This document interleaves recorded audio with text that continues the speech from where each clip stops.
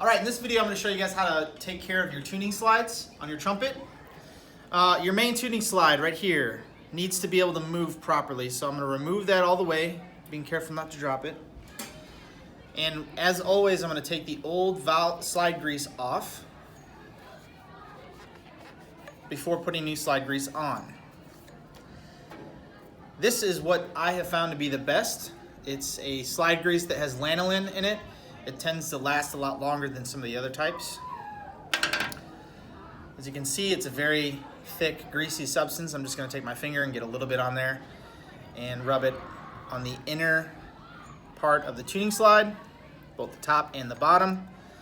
Not too much. If you put too much on there, it's just going to collect all the way here when you put the slide back in.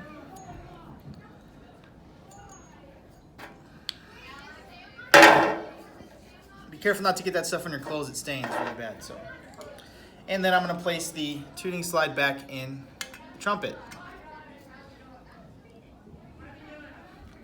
The third valve tuning slide is a little different. Instead of using a slide grease, you want to use oil because we want that slide to move back and forth really quick. I'm going to wipe the old off.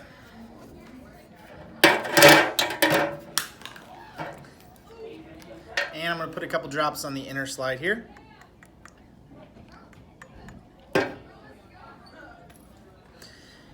I also